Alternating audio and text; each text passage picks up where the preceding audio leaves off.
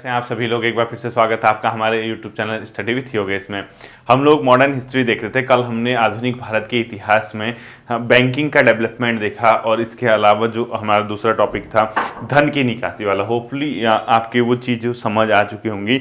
इतना तो कंफर्म है बच्चों, एक बार अगर आप पढ़ोगे ना इस बार, फिर आपका न जीएस गंदी मतलब खराब होगी किसी भी एग्जाम में। मतलब आप मान के चलिए 6 से 7 महीने 8 महीने अगर आप एक बार ढंग से स्टडी कर लो, वो आपका लाइफ टाइम के लिए हो जाएगा। मतलब फिर आप बेफिक्र होकर किसी भी एग्जाम में बैठ सकते हैं। हालांकि हम तो अभी रिसेंट एग्जाम की तैयारी कर रहे हैं, वो तो होगा ही होगा, लेकिन ये जो स्टडी है बच्चों, नए बच्चे हैं या जो भी हैं, मॉडर्न हिस्ट्री है, ज्योग्राफी है या पॉलिटी है और इसका इकोनॉमी आएगी, उत्तराखंड बहुत ज़्यादा पढ़ा रखा है। यानी उत्तराखंड में फिलहाल के लिए स्टॉप रहेगा, सिर्फ आपको आंकड़े मिलेंगे, सरकारी आंकड़े, करंट अफेयर मिलेगी। बजट पास हुआ है, 2-3 दिन में बजट की क्लास आ जाएगी आपकी। बजट से भी एक आध क्वेश्चन आएगा फॉरेस्ट गार्ड में, ठीक है, और ये आर में तो आएगा ही आएगा।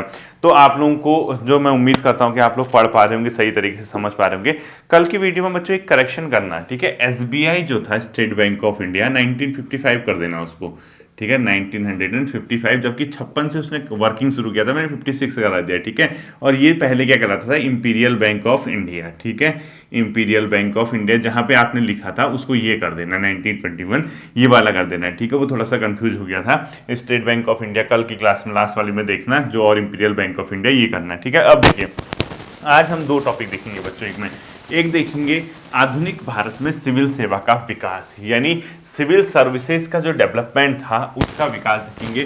क्या क्या क्वेश्चन पूछे जा सकते हैं वो भी मैं आपको बताऊंगा कि कैसे इसमें क्या हुआ, सब चीज़ देखेंगे, ठीक है। सिविल सेवा, अब देखिए आधुनिक भारत में सिविल सेवा। देखिए, जब ब्रिटिश भारत में आए थे, मैंने आपको बहुत अच्छे से समझाया था, इनका मेन उद्देश्य क्या था, एक व्यापारिक कंपनी के रूप में रजिस्टर्ड होके यहाँ पे ईस्ट के साथ व्यापार करने का एकाधिकार प्राप्त था कि ये सिर्फ और सिर्फ ब्रिटिश ईस्ट इंडिया कंपनी यहाँ पे व्यापार करेगी।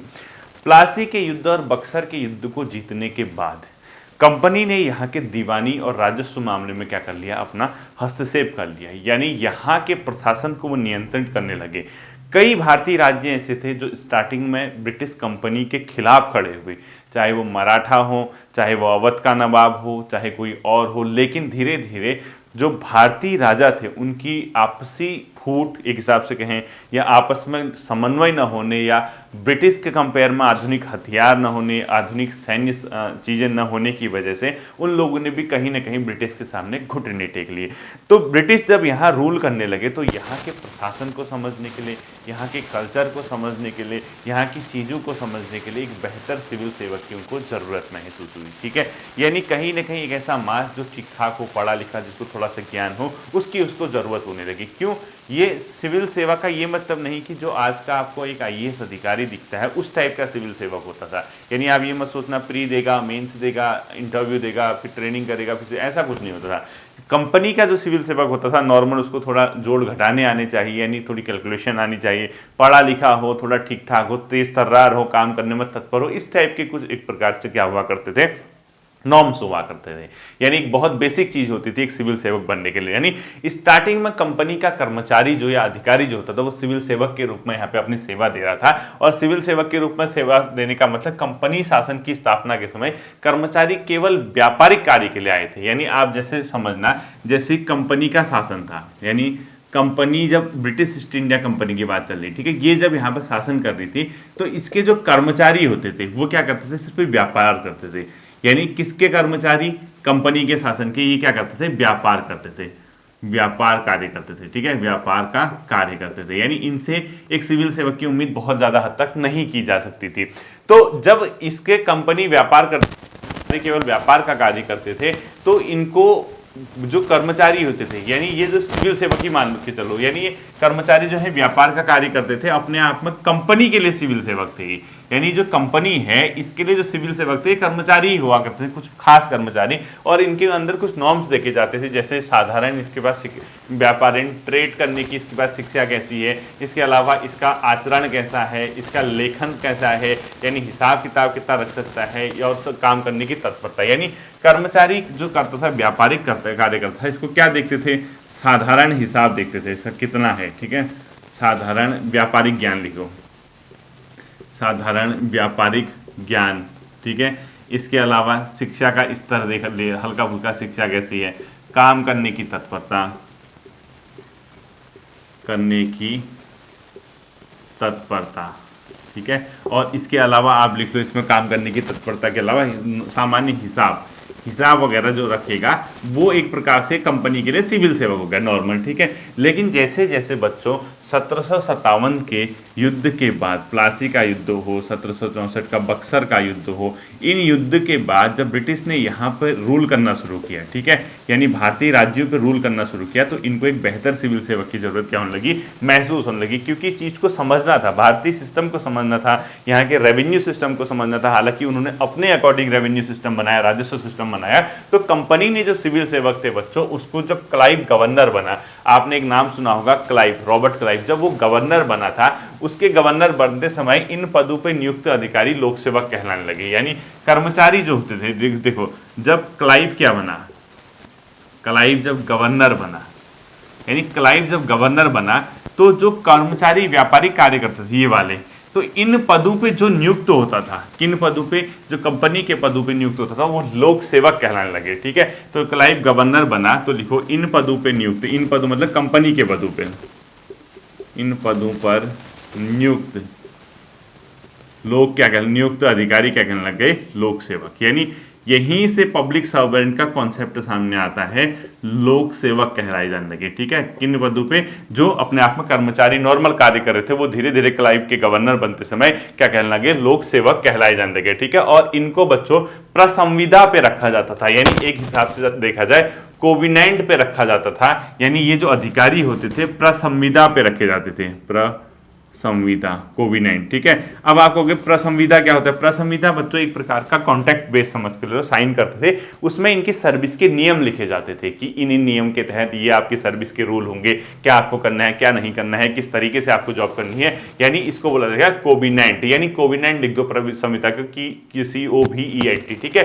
तो प्रसंविदा पे ये लोग रखे जाते थे बच्चों, इसमें सेवा नियम होते थे, हस्ताक्षर करते थे, ठीक है। प्रसंविदा पर हस्ताक्षर लिखो, पर हस्ताक्षर, और प्रसंविदा मतलब सेवा नियम होते थे एक हिसाब से देखा जाए, ठीक है। तो ये सिविल सेवक क्या होने लगे, क्लाइव के आते आते इस तरीके से इनको नियुक्ति मिलने लगी। लेकिन जब बच्चों लॉर्ड कॉर्नवालिस के समय में, आपने सुना होगा, मैंने पढ़ाया था आपको, स्थायी बंदोबस्त, परमानेंट सेटलमेंट जिसको कहते हैं, यानी जो क्वेश्चन आया था आपका सूर्यास्त नियम उसी से संबंधित था, मैंने पढ़ा चुका हूं आपको, ठीक है, पहले ही पढ़ा दिया था मैंने आपको, जिस बच्चे ने पढ़ा होगा उसका सही हुआ होगा, ठीक है।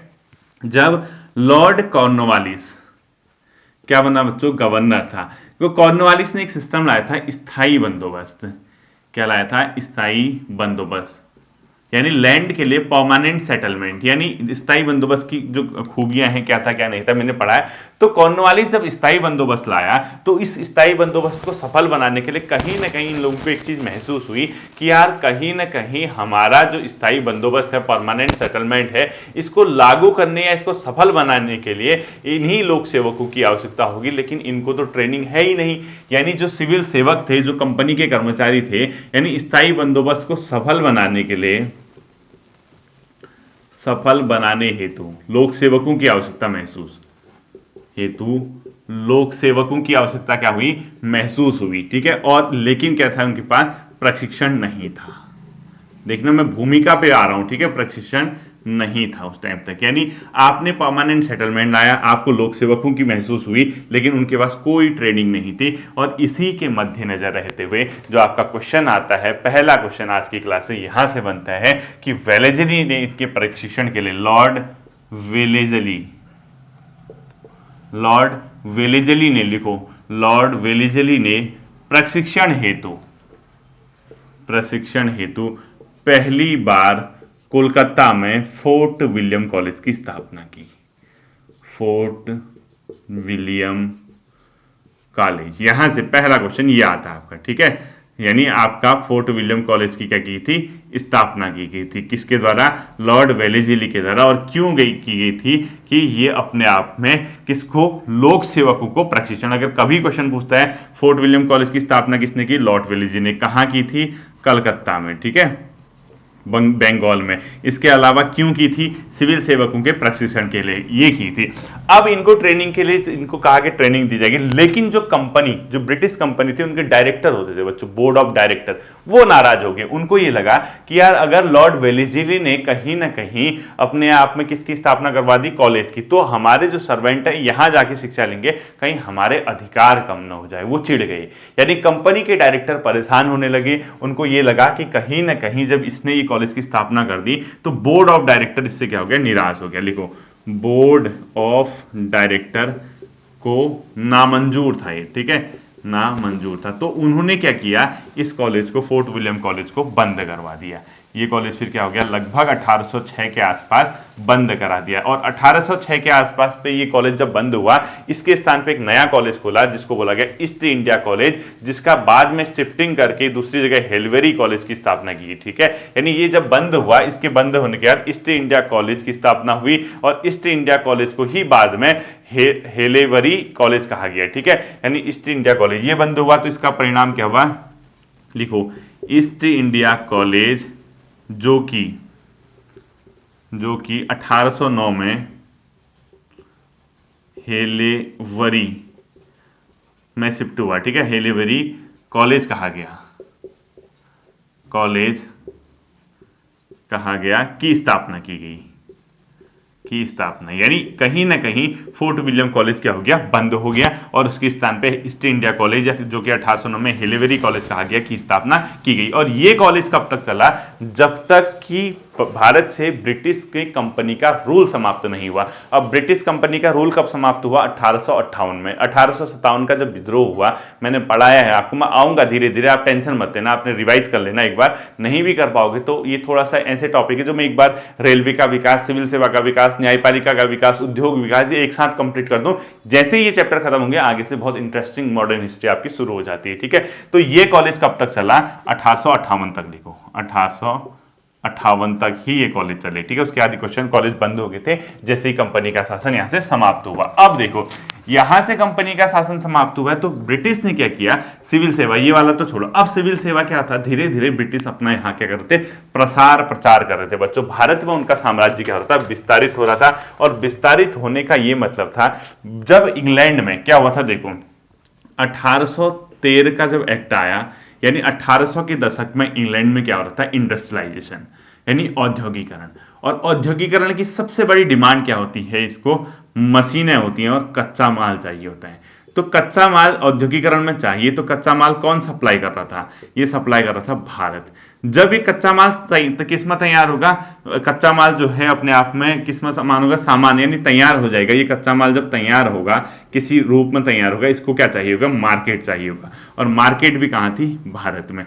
तो भारत के अधिकांश भाग को कब्जा करने के लिए ब्रिटिश ने अपनी साम्राज्यवादी नीति अपनाई। इंपीरियल पॉलिसी जो होती है उनकी बहुत हद तक अपने साम्राज्य को फैलाना शुरू किया, क्योंकि हर जगह भारत के लोगों तक ब्रिटिश वस्तुओं को पहुंचाया जा सके और मुनाफा कमाया जा सके। अब पूरे के पूरे भारत में इतना सब कुछ करने के लिए कहीं ना कहीं एक बेहतर प्रशासन की आवश्यकता होगी। बिना प्रशासन के नहीं संभव था, तो सिविल सेवकों के लिए उसकी आवश्यकता होगी। अब सिर्फ और सिर्फ ब्रिटिश सिविल सेवक ही इसके लिए कामयाब हो सकते हैं, यह संभव नहीं था। ब्रिटिश सरकार ने यह महसूस किया कि कहीं ना कहीं हम सिविल सेवा को थोड़ा सा मॉडिफाई करते हैं, इसके लिए ओपन भर्ती करवा देते हैं, यानी खुली प्रतियोगिता परीक्षा करवा सकते हैं, ताकि उसमें भारतीय भी शामिल हो जाए। भारतीय जो ब्रिटिश के पक्षधर थे, एक ऐसा वर्ग भी था जो ब्रिटिश को सपोर्ट करता था, यानी जो मध्यम वर्ग से ऊपर के लोग थे, कहीं ना कहीं सिविल सेवा में आएंगे, तो उनको भी अगर हम यहाँ पे जॉब देंगे तो ब्रिटिश के पक्षधर रहेंगे और यहाँ के सिस्टम को बेहतर समझते थे, यानी भारत के सिस्टम को ब्रिटिश अधिकारियों से बेहतर वो समझते थे। तो कहीं ना कहीं भारतीयों को भी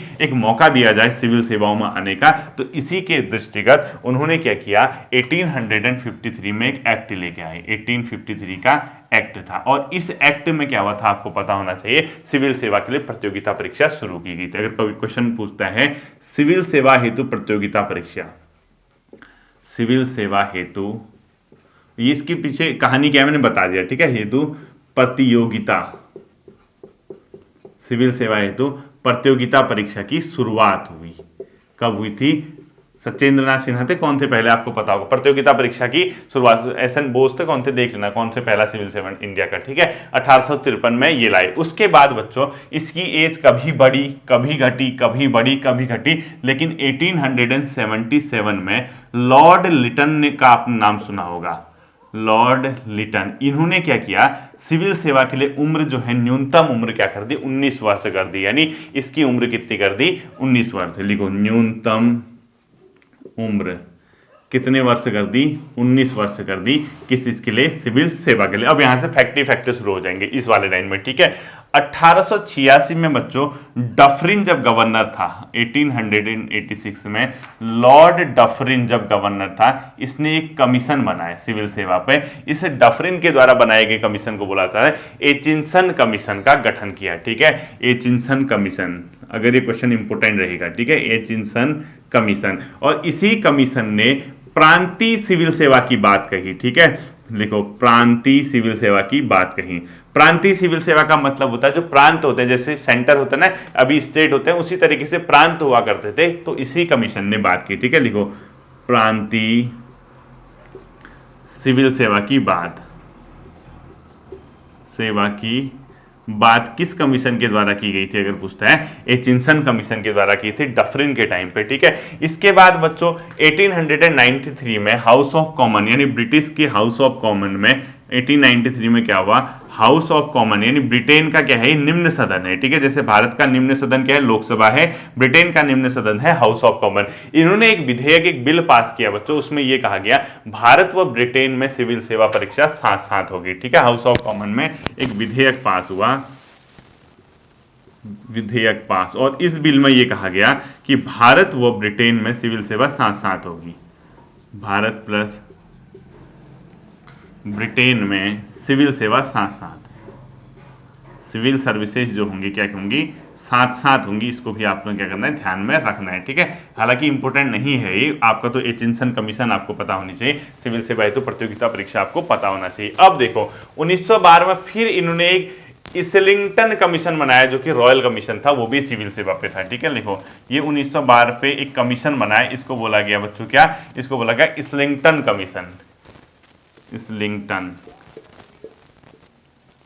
इस्लिंगटन कमीशन। और इसको रॉयल कमीशन इसलिए बोलते हैं क्योंकि रॉयल लोग थे ना, रॉयल फैमिली से बिलोंग करते थे, इनको रॉयल कमीशन भी बोला गया, ठीक है, अपने आप को दिखाने के लिए। और ये इस्लिंगटन कमीशन का संबंध भी किससे था, अगर पूछता है, ये भी था बच्चों किस चीज से, सिविल सेवा से। और अंतिम जो इसका कमीशन बनता है वो बनेगा कौन सा, अपने आप में 1923 का लॉर्ड ली के अधीन एक रॉयल कमीशन बना, इसी ने भारत में लोक सेवा आयोग की गठन की अनुशंसा की, ठीक है। लिखो 1923 में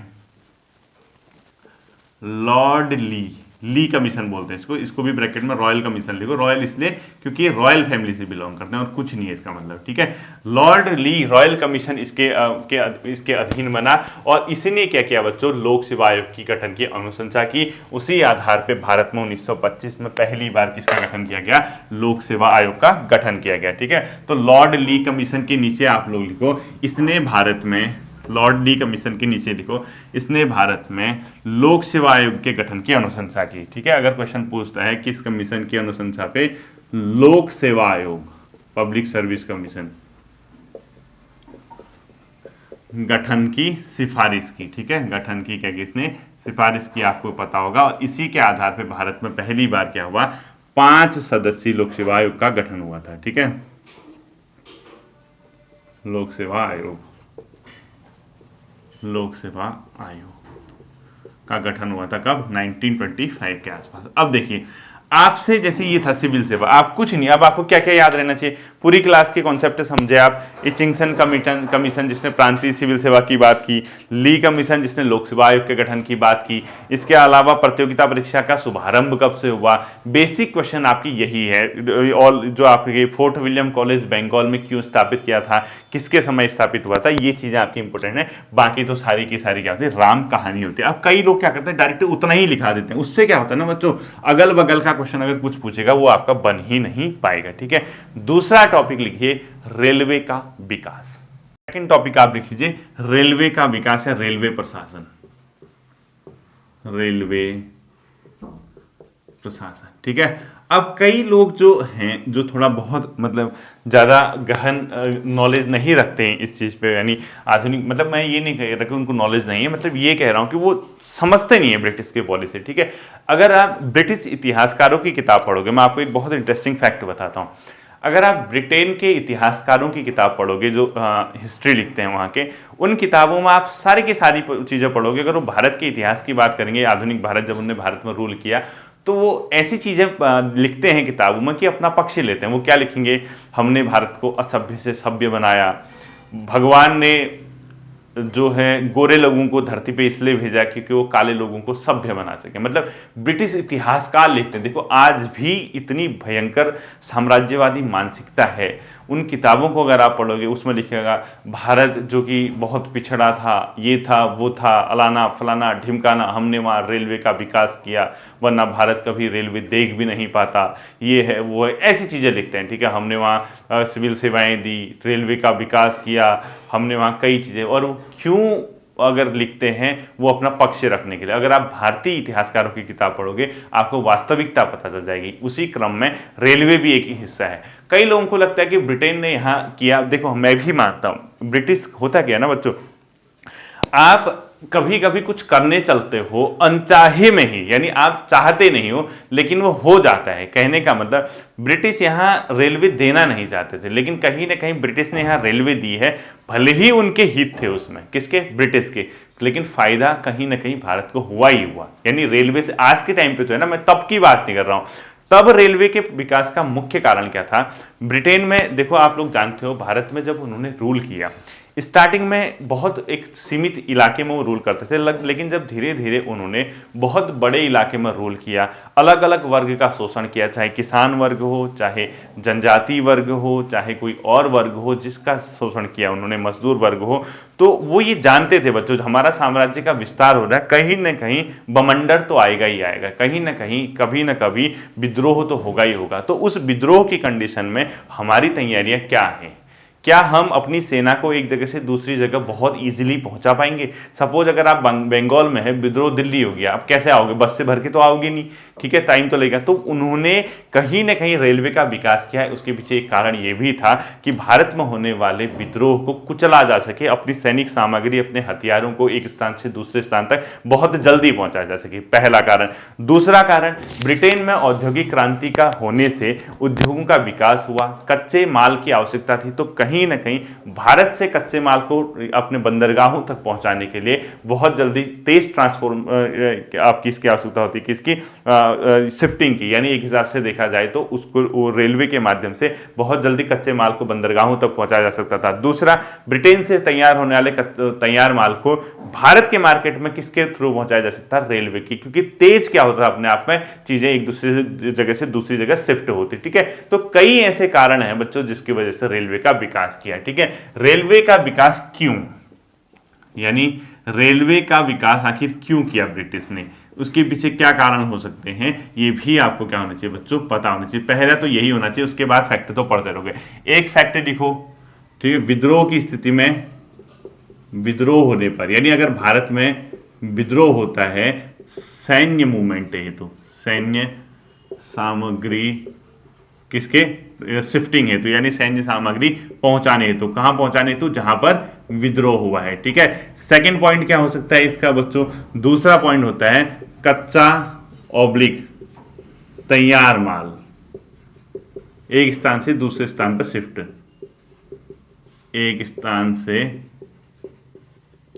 दूसरे स्थान पर क्या हो सकता है, शिफ्ट, दूसरे स्थान पर पहुंचाने हेतु लिखो, चाहे वो बंदरगाह तक हो या भारतीय मार्केट तक हो, ठीक है। तीसरा कारण क्या हो सकता है इसका थर्ड काउज ये हो सकता है कि जब कभी भी अपने आप में मतलब ये मान के चलो भारत में क्योंकि साम्राज्य का विस्तार हो रहा था, तो ब्रिटिश अधिकारियों या ब्रिटिश सिविल सेवकों की एक जगह से दूसरी जगह पहुंच करने के लिए, ठीक है। मेनली आपको ये दो फैक्टर पता होने चाहिए। अब देखो, रेलवे प्रशासन सबसे पहले बच्चों जो मद्रास प्रेसिडेंसी थी साउथ में, वहां पे ये विचार आया कि कहीं ना कहीं रेलवे का विकास होना चाहिए, लेकिन उस टाइम वाष्प चलित इंजन नहीं थे, वो बैलगाड़ी या गाड़ियां उसको खींचा करती थी। यानी सबसे पहले जो थॉट आया, ये कहां पर आया था भारत में रेलवे विकास के लिए।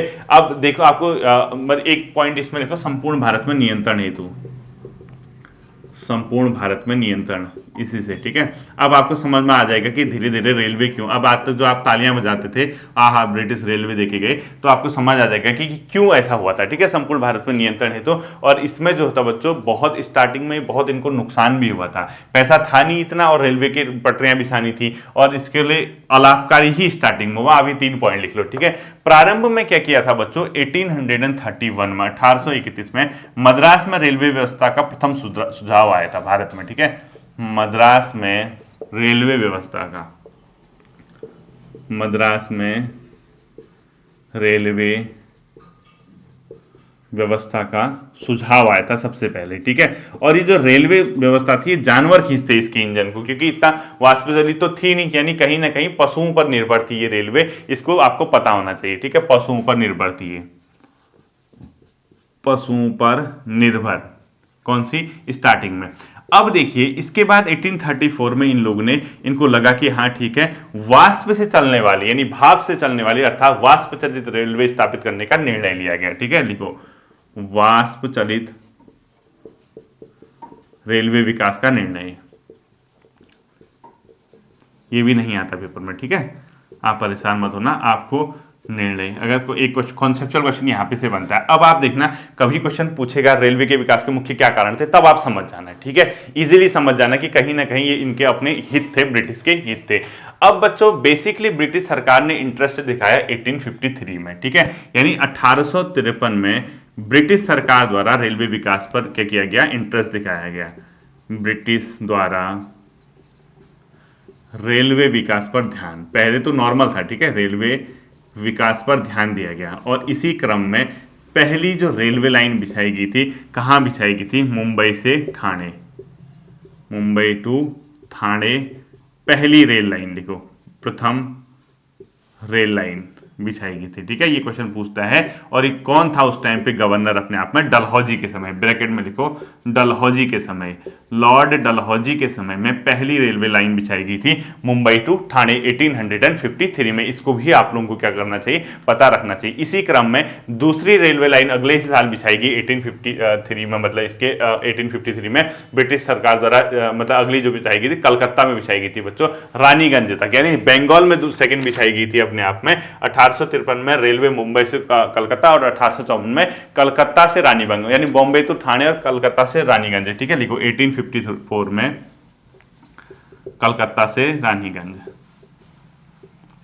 कलकत्ता टू रानीगंज सेकंड जो रेलवे बिछाई गई थी। ठीक है, कलकत्ता टू रानीगंज ब्रैकेट में लिखो सेकंड रेलवे। ठीक है, लाइन यहां बिछाई गई थी। अब देखिए जब ब्रिटिश बच्चों स्टार्टिंग में इस रेलवे का डेवलपमेंट करने लगे, उनको बहुत नुकसान था, क्योंकि इतना पैसा था नहीं, कंपनी का कमाया था, लेकिन रेलवे बिछाने लायक इतना खर्चा नहीं था। उन्होंने क्या किया, प्राइवेट में दे दिया, मतलब कहा कि आप बनाओ, और ये कहा, इसको समझना, इसको लिखने की जरूरत नहीं है। ठीक है, कैसे कहा देखो मैं आपको समझाता हूं। इन लोगों ने चाल चली बच्चों, प्रारंभ में रेलवे का विकास उन्हें व्यक्तिगत तौर पर किया। जैसे एक लाइन लिखो, प्रारंभ में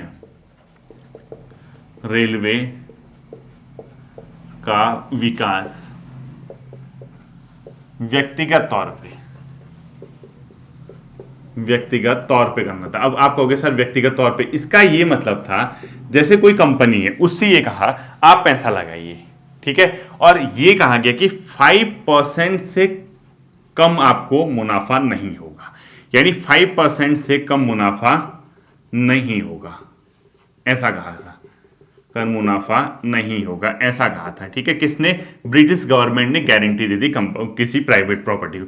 बाई चांस अगर आपका 5% से कम का होता है, यानी आपको 2% मुनाफा हुआ, तो जो 3% की गारंटी है उसका भुगतान कौन करेगी, ब्रिटिश गवर्नमेंट। यानी इसको ऐसे समझना है। ठीक है, यानी अगर आपको 2% मुनाफा होता है तो इसको भुगतान कौन करेगा, बचा हुआ भुगतान कौन करेगा, ये करेगी ब्रिटिश गवर्नमेंट। तो जो कंपनी थी उसने कहा चलो ठीक है, हमें एटलीस्ट 5% फायदा तो होना ही होना है, लेकिन 5% से अधिक अगर फायदा होता है, से अधिक अगर फायदा होगा, तो उसमें क्या कह दिया गया, 5% से अधिक फायदा होने की कंडीशन में जो एक्स्ट्रा फायदा है, अतिरिक्त लाभ, उसका आधा आधा होगा। अतिरिक्त लाभ का आधा किसका होगा, ब्रिटिश गवर्नमेंट का, ब्रिटिश गवर्नमेंट का होगा, ये इसने कहा। ठीक है, तो इस तरीके से स्टार्टिंग में रेलवे का विकास होने लगा बच्चों, और 1869 तक ये सिर्फ और सिर्फ कौन करते रही, व्यक्तिगत तौर पर। तो 1869 में ब्रिटिश ने रेलवे लाइन बिछाने का काम ब्रिटिश सरकार द्वारा रेलवे का काम अपने हाथ में ले लिया। ठीक है, रेलवे का काम अपने हाथ में। अब देखो, कल मैंने आपको अपने हाथ में लिख देना है। ठीक है, इसके बाद से कल मैंने आपको धन की निकासी पढ़ाया था, उसमें लिखा था रेलवे पे जो खर्च हो रहा था उसमें जो वो यही था बच्चों, ये भी धन की निकासी में आता है। यानी जो आप मुनाफे का नुकसान हो रहा है वो भारतीय मत से दे रहे हो, ये भी अपने आप में धन की निकासी का हिस्सा था। ठीक है, ये भी आपको पता होना चाहिए। 1869 के बाद इन्होंने क्या कर दिया, अपने हाथ में इसको ले लिया था। ठीक, अब देखो बच्चों, इसमें क्या हुआ, इसी क्रम में रेलवे को बेहतर बनाने के लिए 1905 में रेलवे बोर्ड का गठन किया गया था। ठीक है, अगर ये क्वेश्चन आता है, बहुत बार पूछा गया कि रेलवे बोर्ड का गठन कब किया गया था, तो 1905 में रेलवे बोर्ड का गठन किया गया था। और रेलवे बोर्ड को गठन करने के बाद 1919 में इनने एक एकवर्थ कमीशन बनाया। ये बहुत इंपॉर्टेंट कमीशन है। ठीक है, लिखो 1919 में एकवर्थ नामक कमीशन इनके द्वारा गठित किया गया था। ठीक है, जब आरओ की एग्जाम दोगे ना, तब आपको ये सब क्वेश्चन वहां देखने को मिलेंगे, क्योंकि वहां बड़े लेवल की जीएस आती है, यानी ज्यादा क्वेश्चन आते हैं। 70 नंबर की तो जीएस ही आनी है उसमें। एकवर्थ कमीशन, ठीक है, तो 1990 में एकवर्थ कमीशन किसके लिए बना था, रेलवे के लिए बना था। और इसने 3 सुझाव दिए बच्चों। पहला सुझाव, रेलवे को निजी से सरकारी क्षेत्र में लाओ, रेलवे का प्राइवेटाइजेशन खत्म करो, यानी रेलवे जो होगी आपकी निजी सेक्टर से सरकारी में लाओ खास ने। ठीक है, किसने कहा था, एकवर्थ कमीशन। दूसरा, इसने कहा रेल बजट को आम बजट से अलग करो, रेल बजट को आम बजट से अलग करो, और सरकार ने किया भी यही, 1925 में अलग हो गया। ठीक है, 1925 में अलग कर दिया, किसको, रेल बजट को आम बजट से अलग कर दिया। अब तो खैर फिर से एक हो गया 2017 से, कहीं इतना देखना। ठीक है, और इसने ये कहा 5 वर्ष में रेलवे पे 150 करोड़ खर्च करो, तब रेलवे का विकास होगा। 5 वर्ष में, ये नहीं आएगा पॉइंट। ठीक है, रेलवे में 150 करोड़ खर्च करो, इसने ये कहा। तो जब ये कमेटी की सिफारिश थी, इसको ये मान लिया गया। और मानने के बाद आप देखोगे उस समय पे पहले जब ये निजी सेक्टर की बात कर रही थी, 2 ही प्राइवेट कंपनी थी। लिखो, प्राइवेट कंपनी के शॉर्ट में नाम लिख दो। पहली प्राइवेट कंपनी थी बच्चों east India railway. Private company पहली कौन सी थी, ईस्ट इंडिया रेलवे। ठीक है, और दूसरी जो प्राइवेट कंपनी थी उसका नाम था ग्रेट इंडियन पेनिसुलर यानी रेलवे। ठीक है, GIP लिखो, great Indian peninsular railway, GIP लिख दो, इतना ही काफी है। ठीक है, ये था बच्चों रेलवे का विकास और रेलवे प्रशासन। तो आपको देखना, मैं जो आपको ये आजकल करा रहा हूँ, जब मैंने आपको इस भूमि बंदोबस्त से कराया है, यानी पिछले के 4 या 5 क्लासेस, ये सिर्फ और सिर्फ ब्रिटिश आर्थिक नीति वाला पोर्शन है।